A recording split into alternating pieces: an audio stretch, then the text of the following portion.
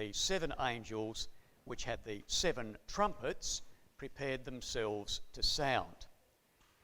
Now, as we move from chapter 6 and chapter 12, the 6th seal, into chapter 8, the opening of the 7th seal, we're entering a chapter that is full of drama, rich in graphic detail. But as we do so, we're entering a chapter that is the outworking of prophecy and history by the direct response of Almighty God to the prayers of the saints. And that's very encouraging.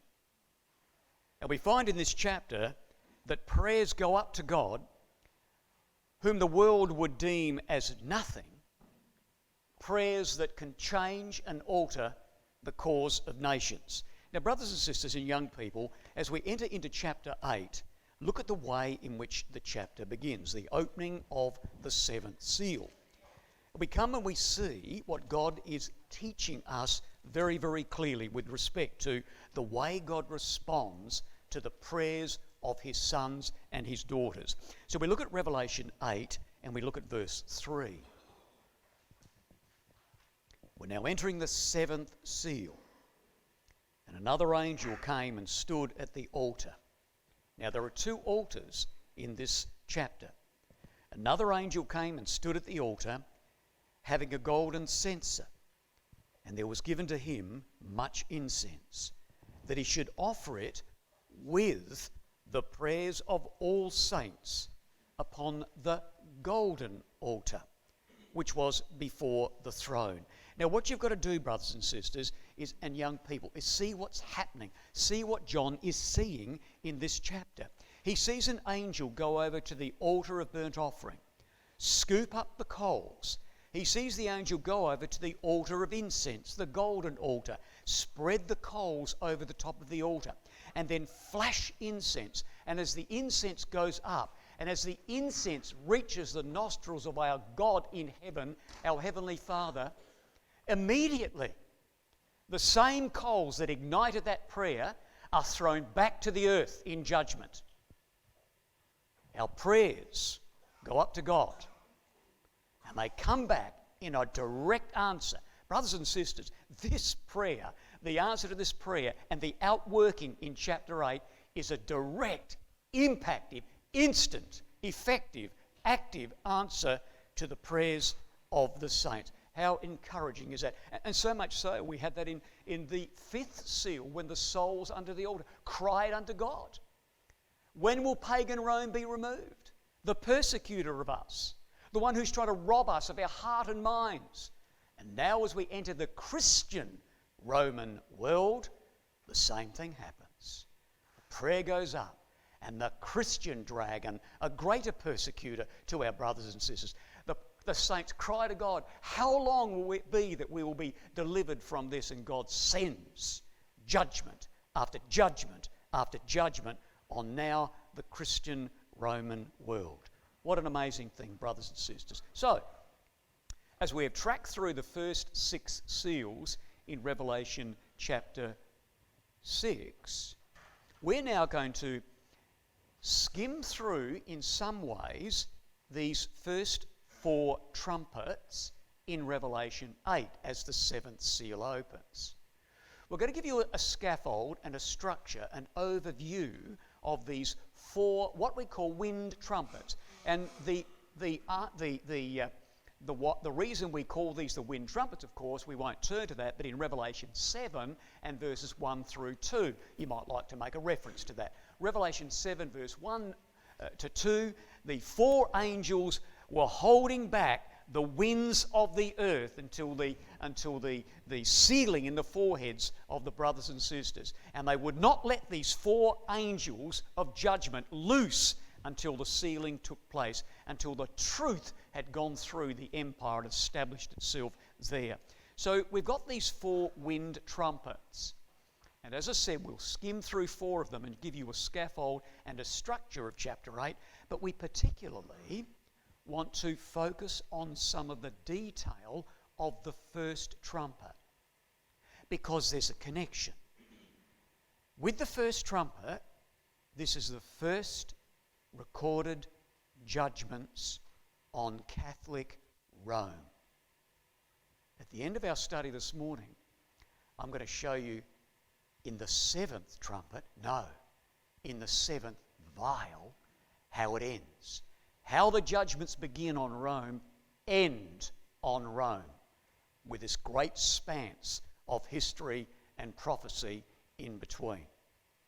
Now, what's important as we launch into chapter 8 is this. It's important that we understand the intimate connecting link between the closing of the sixth seal and the opening of the seventh seal.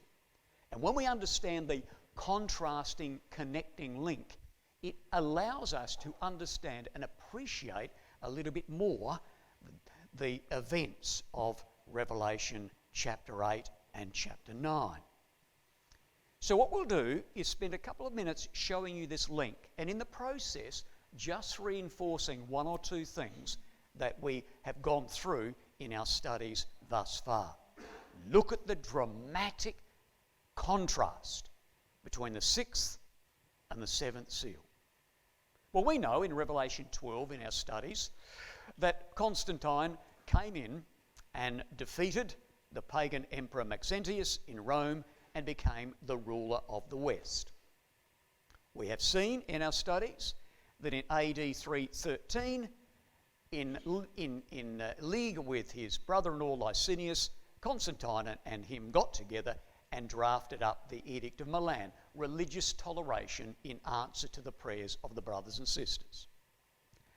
And in between the time that Constantine would finally overthrow his brother-in-law Licinius and become the sole ruler, in between that time we have Revelation 12 verses 7 through 12, the war in heaven. So when Constantine establishes himself as the emperor of the West, we have this war after war after war in this intervening 12 or 11-year period until finally in 324 Constantine becomes the ruler of the world.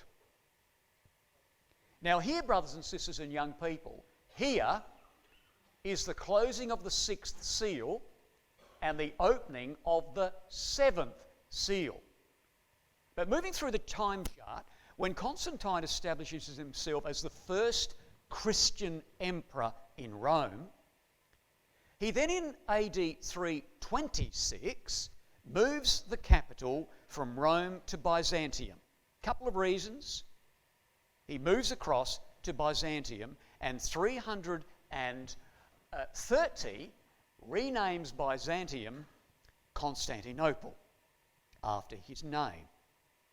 And then in 337, Constantine dies. Now, as we enter Revelation 8, it's this period between the time when Constantine becomes the sole ruler of the world until he dies. This section in here is what we're going to focus on as we launch into chapter 8. It is a period of 14 years. Now, what happened, brothers and sisters and young people? There was John writing what he saw. And as he's writing, his pen is moving swiftly across the parchment. And in the context of the sixth seal, he sees a sun go black as sackcloth of hair. He sees the moon turn to blood. He sees stars crashing to the earth from heaven. He sees hurricanes ripping off figs off fig trees. He sees a dragon draw the third part of the stars of heaven. All of the colour, all of the drama, the noise is deafening. The activity is frenetic. With all of this going on, noise, colour, action. And then all of a sudden, as he enters the eighth seal, it goes, whoosh, gone. From the sixth seal to the seventh seal, stone silence. You could imagine John. His pen's poised. And he's waiting. Nothing. Nothing. After the contrast of the sixth seal, that silence would have been deafening. Nothing. Then, brothers and sisters, we find, as the seventh seal opens, we find here stone silence, and look at what he sees in the stone silence. Revelation chapter 8, verse 1. When you see what John sees and how he sees it and why he sees it, what an impact. Verse 1.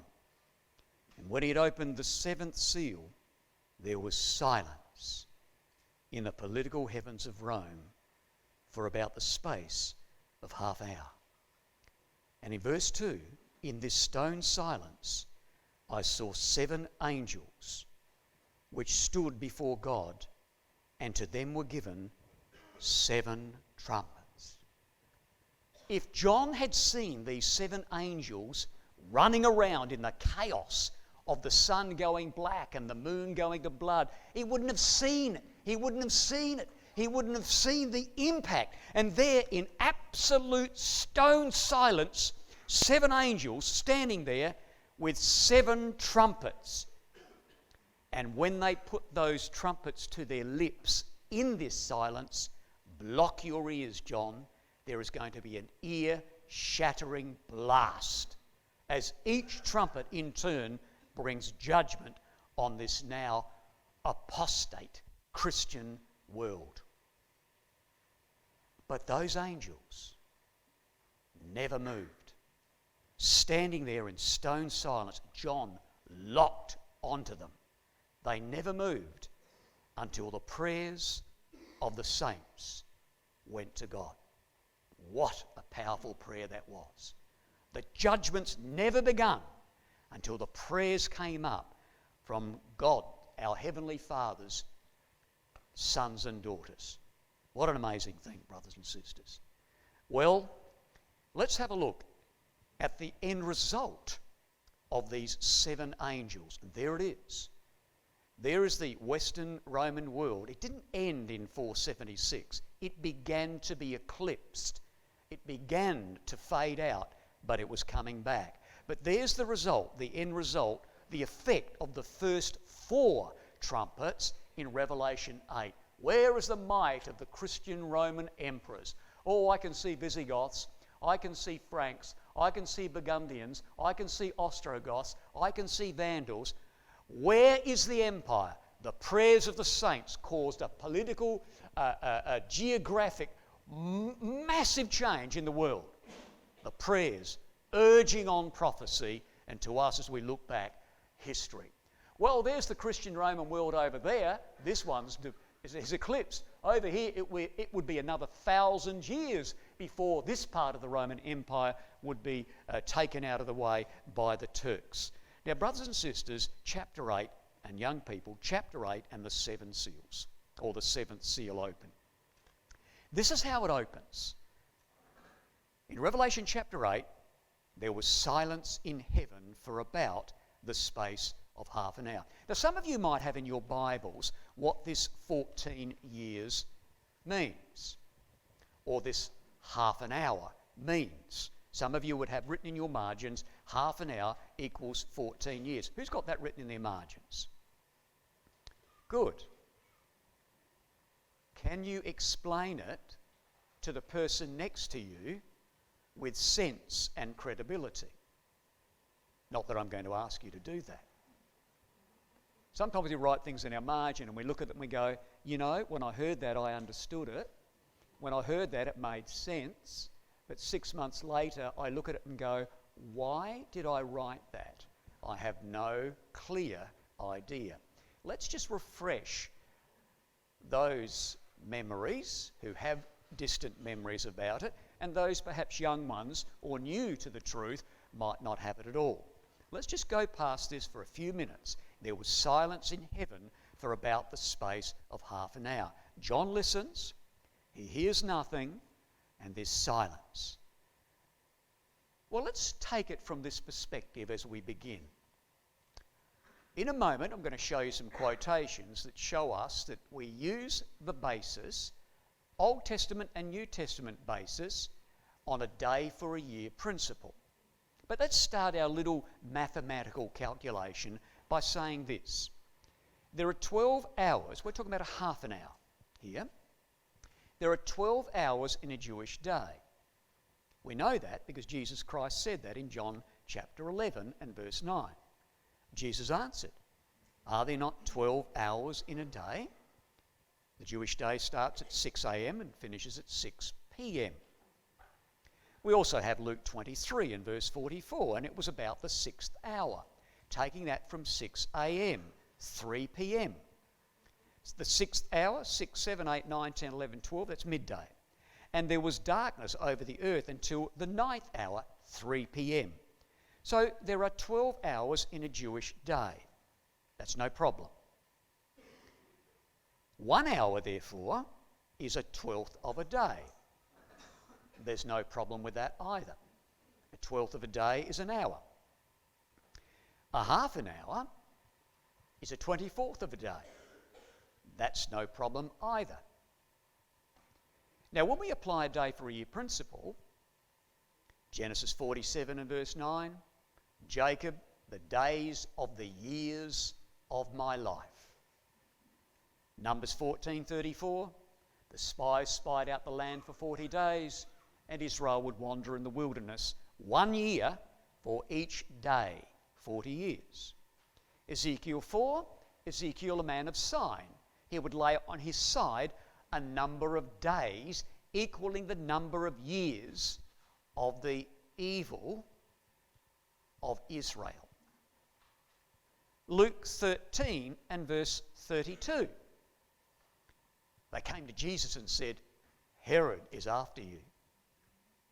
And Jesus said, "You tell that fox that I must work today and tomorrow and the third day be glorified." Speaking of the years of the ministry in days. So we have a number of Old Testament quotations and a New Testament quotation to justify the fact that we use this day for a year principle. All right?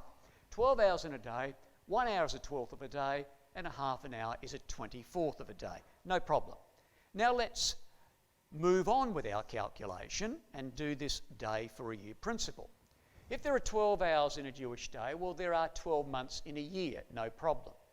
Months and hours. And then we have 1 hour is a 12th of a day. 1 month is a 12th of a year. Now look at this. On a single conversion, 1 hour is 1 month. And because there are 30 days in a month, 1 hour on a single day for a year conversion is 30 days. Pretty simple.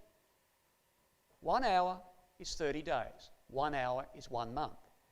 A half an hour, that's what we're looking at, a half an hour is a 24th of a day. A half a month is a 24th of a year. Or, on a single day for a year conversion, a half an hour is 15 days. All clear? All got that? Very simple. That is a single day for a year conversion. Now, in the book of Revelation, there are 17 time periods. Some of them are single conversions. Some of them are double conversions. And there's one that there is no conversion. And that's Revelation 20 and the 1,000 years. So when you come to the time periods of the apocalypse, you either got to extend it once or extend it once and twice. Now, I'm not going to go through this in detail because that would be a study in itself. But bear in mind that there are single conversions and double conversions. And there are a number of criteria that are used to determine which one do we use. But I won't go through those criteria. Ask some of the teenagers, they will tell you no problems, hands down. Won't you? Yep. So here is a valuable human resource of biblical expertise. Tap into it, brothers and sisters. All right.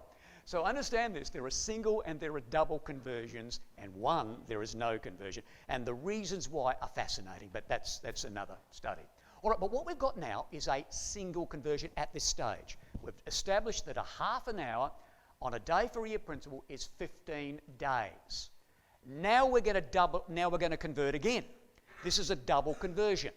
We're going to go, oh, okay, 15 days. Now let's do it again. So what God has done is gone zip, zip, like that.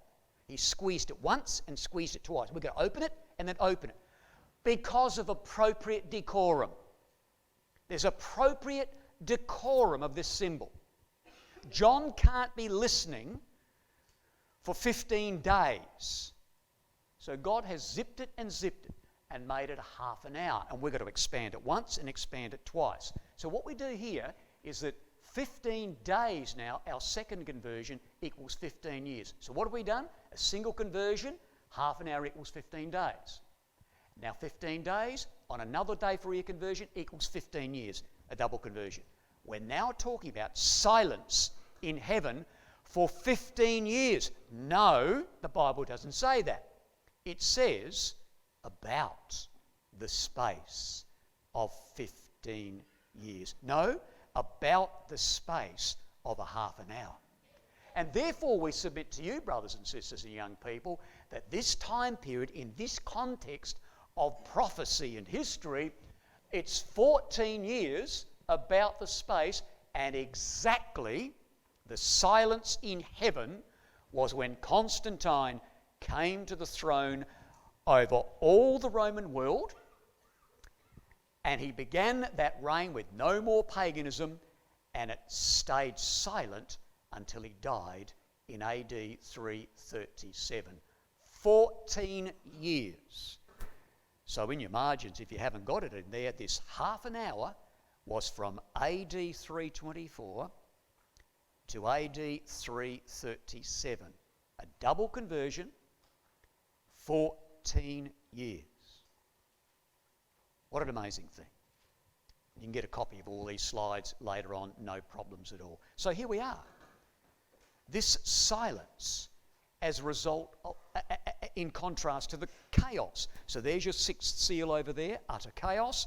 And now we have over here silence in the political heavens of Rome for about the space of half an hour, or with a double conversion, 14 years.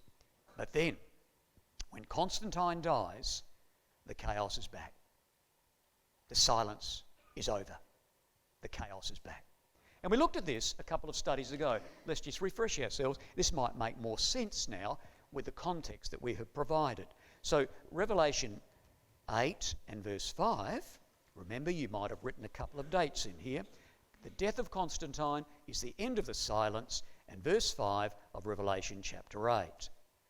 And the angel took the censer and filled it with the fire of the altar and cast it to the earth. Instant, effective, immediate prayer, answer to the prayer from the altar, and cast it to the earth, and there were voices and thunderings and lightnings. There it is on the screen. The chaos is back.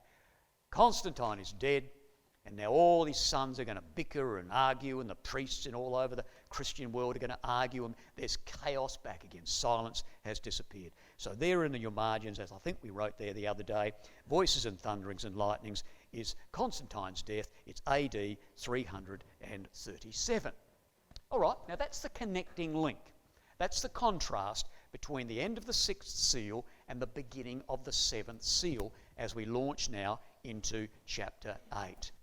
Well, now looking at chapter 8, God is now going to answer the prayers of the saints.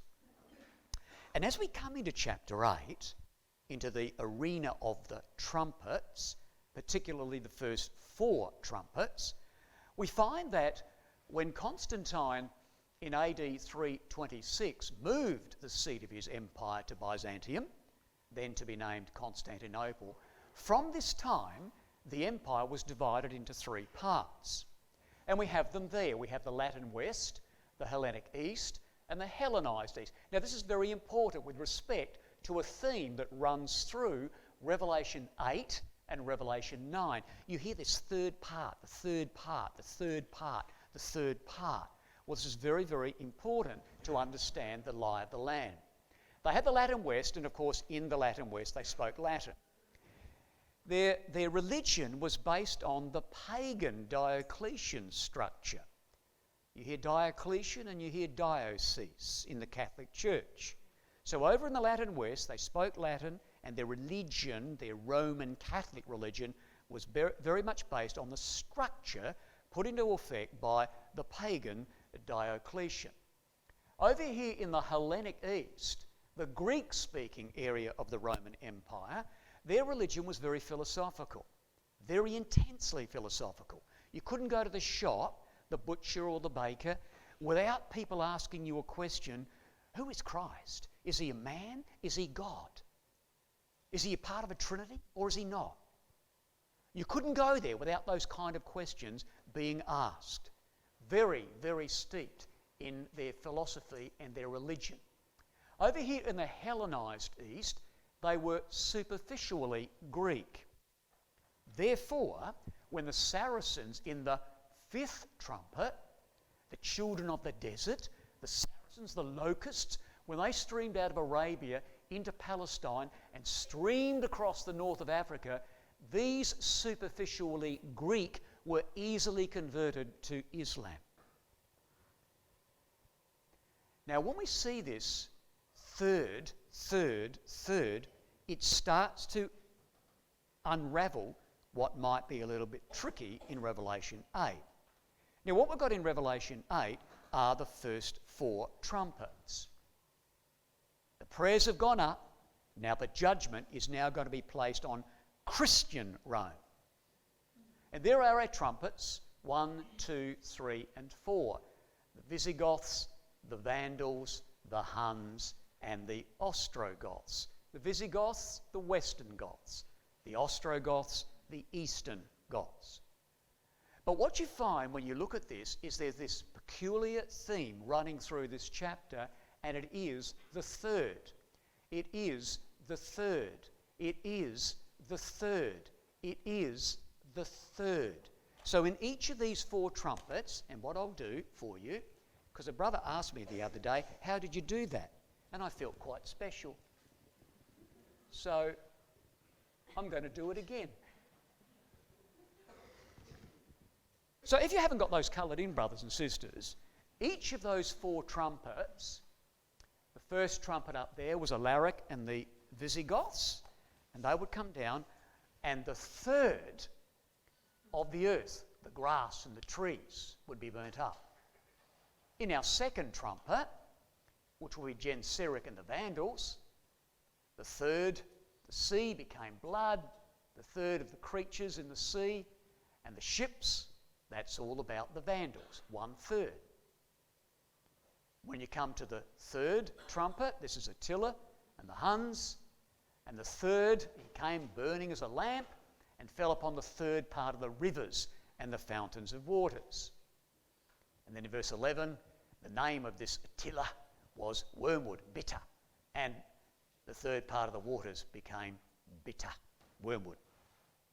Now be very careful if you're just colouring that in, because I can now just scroll up here a little bit. Just be careful, brothers and sisters, if you're doing this little activity for these few seconds, be careful. You've got the third, the third, the third, and the third. Don't colour in that third there, because that is a time period, not a part of the Roman world like these thirds are. This is a time period in which this third part of the empire would be eclipsed. So don't get all enthusiastic with your colouring in pencil. Don't colour that 1/3 in. That is not part of the empire. That is a time period. Okay? As we said, you'll get the copy of these slides a little later on. Now, what are we talking about with the third? Well, that's what we're talking about. All through chapter 8, these judgments, God is going to use the 4 Germanic barbarians to lop off 1/3 of the Christian Roman world, the Latin West. So whenever you're reading through chapter 8, third of this, third of that, it's focusing on judgments on the Latin West, that 1/3. Then when you come into chapter 9, you are led into chapter 9 with this statement at the end of chapter 8. 4 wind trumpets have gone. If you think the wind trumpets and the barbarians were bad, the next 3 trumpets are woe. Woe. So at the end of chapter 8, there's another sounding of the trumpets. 4 have passed. If you think the depredations that the barbarians brought upon the Latin West was bad, well, look at the 5th trumpet, look at the 6th trumpet, and look at the 7th trumpet. It's going to be woe, woe, woe. And therefore, when you launch into chapter 9, you have this continuation of God lopping off the next third. And so the next third of the Christian empire or the Christian world would be lopped off. This would be the Hellenized East through the 5th trumpet, which would be the Saracens, as they sweep across northern Africa out of Arabia. And then you hear the echo again of the 3rd part as you spill into the 6th trumpet, or the 2nd woe, and you see the 3rd part, you see? And the 3rd part of men were killed. The 3rd part of men were killed by the smoke, by the fire and the brimstone. These are the Turks, and these are the cannons that they're going to use on Constantinople in 1453. So now, one more third is left to be lopped off, and that is the Hellenic third. And that would be accomplished through God's judgments, through the angels, through the Turks, as they would take that portion of the Christian empire. So when you're reading through that, if you haven't done that little exercise before, that just opens up as a structure with respect to Revelation 8 and Revelation 9. All right, brothers and sisters. And the 7 angels prepared themselves to sound. We're now gone back to Revelation chapter 8, and we're now going to be looking at the first of those first four wind trumpets. But we've got to have barbarians on the border. We've got to have Visigoths and Vandals and Huns and Ostrogoths. Sure, there were incursions before chapter 8 of barbarians that would come across, like the beasts. Do you remember in the 4th seal how they were killed by the sword and hunger and famine and the beasts of the earth? Remember how we said every now and then the barbarians would come down during the 4th seal and the Persians would come across to Antioch and other. Yes, there were incursions, but we need barbarians on the border, prepared, ready to inflict and lop off the Latin third of the Roman Empire. And so the preparation would be accomplished by the work of the angels as they assembled the Huns in the east. Now the Huns, historians tell us, either came from way across there in China or in the eastern parts of Siberia. They came from the non-forested, the non-mountainous grasslands. And the Huns would sweep from the east across the west, doing something that God demanded they do. Nobody liked the Huns. The Romans were frightened of the Huns, and other barbarians were frightened of the Huns. But as the Huns moved eastward, they took with them the terror of their reputation. And as they moved eastward, they were pressing the other barbarians further and further against the borders, the Rhine and the Danube of the empire. And as they swept across, they accomplished what has become known in the German language as the Völkerwanderung, the wanderings of the people. And as they pressed the barbarians, the other barbarians, they pressed them against the border. Now, this is what Fisher says in a history of Europe about the Huns. And the angels were preparing the rest of the barbarians to be ready to come across with the Hun, using the Huns. Fisher says they were a wild Mongolian people riding on stout ponies out of Central Asia in the latter part of the 4th century. And they made their way over the steppes into southeastern Europe. And as they went, they slew and they plundered as they rode. He says these ugly, merciless creatures known as the Huns. You know, you read some books and they don't call them humans. They call them dwarf-like creatures on frames with skinny legs. And what you read about the Huns is what the young boys used to do, you listen to this, fellas, try this out there in the fields. What they used to do is they used to get knives. No, don't try this. They used to get knives and they used to get stones and they used to, this is the fellas, and they used to scar and cut their faces so they wouldn't grow hair on their faces. And when they used to march into battle, they used to wear rat skin helmets. So you've got these skinny dwarf-like framed creatures on skinny legs with scarred faces and rat skin helmets. They were ferocious people, and they could ride horses like no one ever could ride horses. And they swept in, bringing terror with them, preparing for the four-wind trumpets to be blown. And here's the first. And we're only going to deal with the first one, and I'm going to show you the link between the first and the last of the judgments in the apocalypse and see the similarity. So we pick up the first trumpet and we read this. In Revelation chapter 8 and verse 7, this is Alaric and the Western Goths as they come to lop off or participate in the lopping off of the 1/3 of the Latin Empire. And the first angel sounded, and there followed hail and fire mingled in blood, not in it. And they were cast upon the earth. And the third part of the trees was burnt up, and all green grass was burnt up. Now, when you go back, brothers and sisters, to make sure that we're on rock-solid ground with our interpretation of this hail and fire mingled in blood, you could do no better than to go back to Isaiah 28 and verse 2. But when you turn back, I just want you to note this. As you're turning back, note this. Here in Revelation 8 is the first time in the apocalypse that God is judging Christian Rome. It's the first time in the apocalypse. God is judging Christian Rome, Babylon the Great. The first time. Now, with that in mind, you come have a look at Isaiah 28. Have a look at the connections here with Revelation 8 and the context.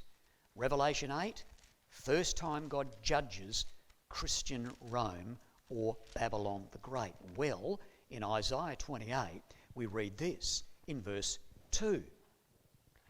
Behold, Yahweh hath a mighty strong one, which as a tempest of hail, there's our expression, and a destroying storm, as a flood of mighty waters overflowing, shall cast down to the earth with the hand. Brothers and sisters, this is a hailstorm. God is going to bring judgments to the 10 tribes of Israel. He's going to bring war to the 10 tribes of Israel through the king of Assyria. Why? What had Israel done that deserved a hailstorm thrown upon them? What had they done? Well, brothers and sisters, quite frankly, they were drunk. And because they were drunk, they were ignorant. Verse 7, they also have erred through wine and through strong drink, are out of the way. The priest and the prophet have erred through strong drink. They are swallowed up of wine. They are out of the way through strong drink. They err in vision. They stumble in judgment. Brothers and sisters, this is in the context of hail. There is the first time God is judging the great whore to be, Babylon the Great. And here they are staggering around. They weren't drunk with literal wine, brothers and sisters. Here they were staggering around. Have a look at them. We have them in verse 8. What a terrible description of Israel. And this could be mirrored with Catholicism. Here we are in verse 8. For all the tables in the ecclesia of God, all the tables are full of vomit and filthiness, so that there's no clean place. She is the inhabitant of every unclean bird, is the apostasy. The connections, brothers and sisters. Whom shall he teach knowledge? And whom shall he make to understand doctrine? Them that are weaned from the milk and drawn from the breast. Mature people will understand. Those who feed on strong meat, not the milk, And here they were, the description of them are in verse 10. For precept must be upon precept, precept upon precept, line upon line, line upon line, here a little, there a little, for with stammering lips and another tongue will he speak to this people. And here we have a description of God's people, brothers and sisters, God's people who were staggering around, tables full of vomit, and they're going, oh, who's going to teach us the Bible? Who's going to do it? Don't give us too much. Don't give us a Bible school, please. Don't give us Zechariah. Don't give us Ezekiel. Don't give us Revelation. No way, not interested. Just give me the simple stuff in life so I can enjoy the pleasure. Little bit of God, lot of world. What a shocking situation. And there's where the apostasy ended up, brothers and sisters. Exactly like that. Ignorant. Now, this drunkenness creating ignorance, look what the outcome was. Just turn the page to verse 17. Verse 17 of Isaiah 28. Judgment also will I lay to the line, righteousness to the plummet. Here's our expression. And the hail shall sweep away the refuge of lies, and the waters shall overflow the hiding place. Brothers and sisters, they made their hiding place a refuge. They were in lies. That's 2 Thessalonians chapter 2. God would send the apostasy a strong delusion that they might believe a lie. So here in Isaiah 28, in the context of hail, here, the first time it's used in the apocalypse, swings us back to the time when the ecclesia was corrupted by the doctrine of Babylon. And here it is here. We have got to be warned. There are Christadelphians and young people today that don't know who the enemy is. They don't know who the enemy is in these prophecies. Oh, let's get together with the church. They're good Christians. Let's welcome them into our fellowship. Let's not seem to be different. When we came into the truth, brothers and sisters, we came out of the church, we came in, I told you, I couldn't believe the difference. I'm not saying the outside makes us righteous. We're different. We're facing that challenge in the world today, in our ecclesias, of people just wanting to just run with Christian outlook. No, says God. What an amazing thing. So in comes Alaric now as a vessel of God. And was he a vessel of God? Oh, yes. And he's going to come in and he's going to deal with the rulers first. Now, time won't permit, being the enemy at the moment, time won't permit we go to Judges 9 and verse 8 and Isaiah 61 and verse 3. But just make a note of that for something to look at later with respect to the third part of the trees. The trees are elevated vegetation, whereas the grass are all people. So the judgment was going to come upon those in control, those at the helm of this ship, right? And if you went back to Judges, you would see in chapter 8, the men of Millo and the men of Shechem were called trees. You trees, you've got the responsibility to elect a king. You're trees. You're responsible for this. And God is going to hit first those who were responsible, leading all those people astray. Now, brothers and sisters, just for a minute or two, share the wonder of the angels at work and see how we bring this to the end time and our work. This is Alaric's work. We're going to do a similar thing in the age to come. So here we have the Visigoths, the first trumpet, as it comes in, hail and fire mingled in blood. Now look, you look at that photo there, or that picture there, and you may not be able to see that very clearly, but you see this great big brute of a bloke on this horse with like a big Viking helmet with big horns coming out. And you kind of imagine the Visigoths as being these ferocious, really hardcore soldiers, rotten people like the Huns. No. When the Visigoths came, they came down here and settled in this area north of the Black Sea. They were farmers. They were agriculturalists. They had families. They had wives and children. They just wanted to come down here north of the Black Sea and just grow their carrots and their lettuces. They just wanted to be left alone. But the Huns were behind them. And the Huns would come down and kill them and take others away as slaves. So they were pushing and pushing the Visigoths away from their lettuces and their carrots and their beetroots and all that kind. And they moved them closer, and they were pushed against the border of the Danube, against the border of the Christian Roman world, trying to get away from the Huns. They had to make a decision. Do they stay there and face the ravages of the Huns, death and slavery, or do they come across the border into the Roman world and be subservient to the Roman God, the Christian God, and to be subservient to the Roman rulers, and to have to work in the Roman army? What's the choice? Stay on the other side of the Danube and cop it from the Huns, or come across and have to be servants to the Romans? Well, the choice was pretty straightforward. We need to come across. And so they appealed to the Emperor Valens in Constantinople, can we come across? And Valens said, sure. You,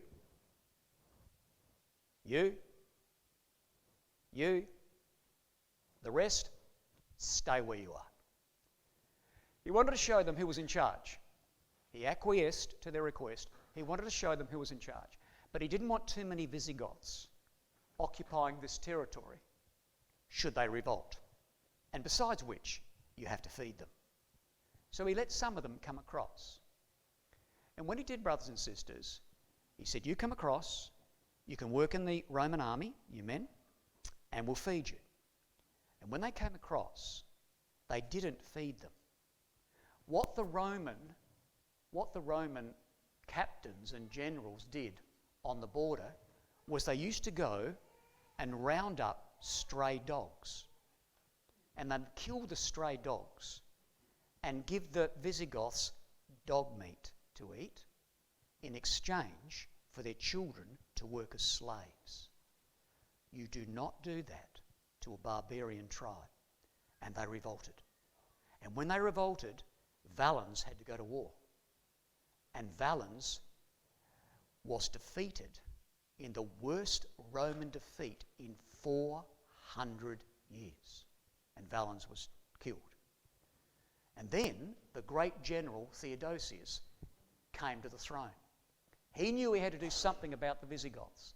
And so he let them come in here. He said, listen, I'll let you come across the border. You're refugees. You're asylum seekers. I get that. Come into this area of Thrace. Stay there.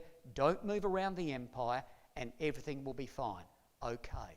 But then Theodosius died, and his two sons took the two capitals of the empire, Arcadius in the east and Honorius in the west. And Arcadius hated the Visigoths. He wanted, through attrition, to get rid of them. So he said to the Visigoths, all right, there's going to be a pay cut in the Visigoths' service in the army. And there's no promotion for Visigoths in the army. And he reduced their pay and their food intake, trying to, by attrition, rid the Roman world of the Visigoths. Well, of course, they revolted.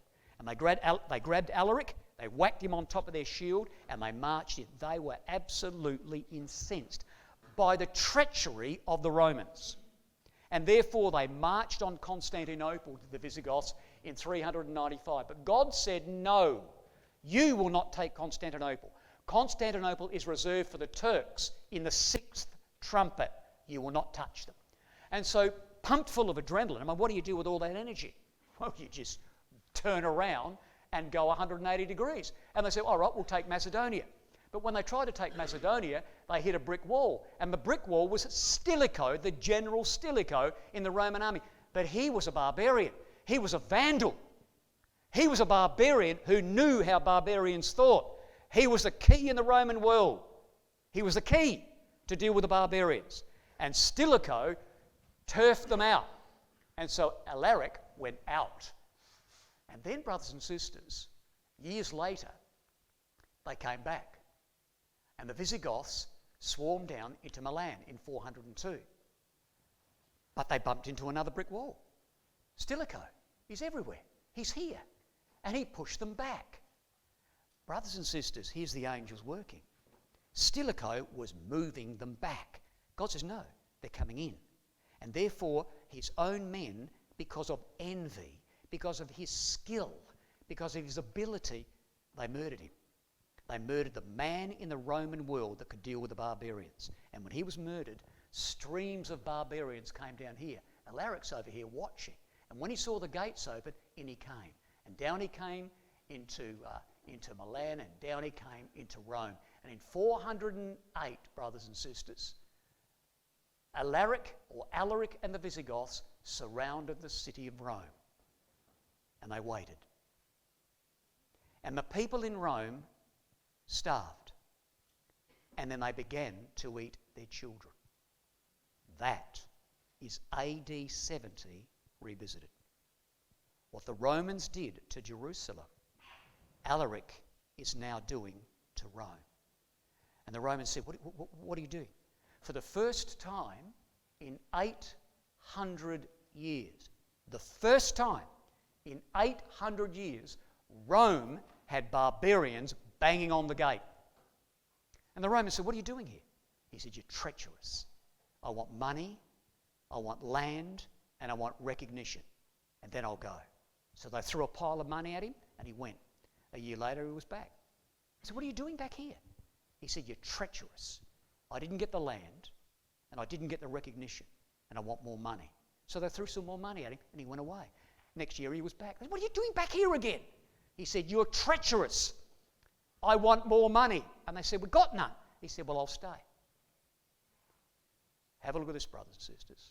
Look at the angels. This is given with respect to Alaric.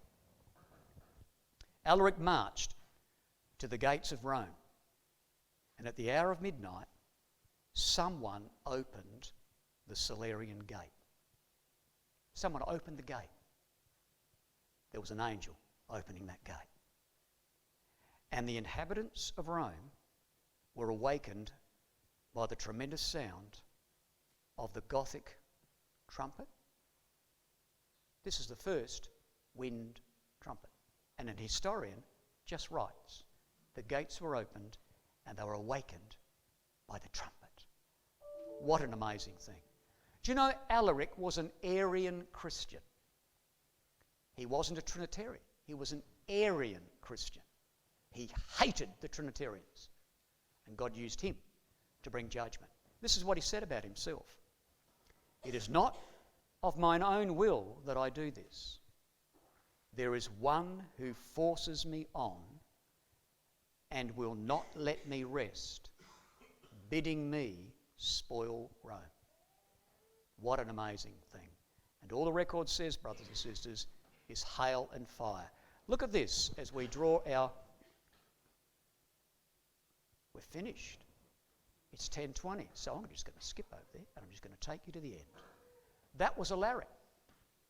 Hail and fire mingled in blood. The first time God judges in the apocalypse Catholic Rome. Let's take ourselves into the future after Armageddon, brothers and sisters, and there's you and me here in Revelation 16 and verse 21. And there fell upon men a great hail out of the political heavens of Jerusalem. Every stone, you and me, about the weight of a talent. And men blasphemed God because of the plague of the hail, for the plague thereof was exceedingly great. Why did I go there? Just because it's our future? Oh, it's great. Look at this, brothers and sisters, as we finish.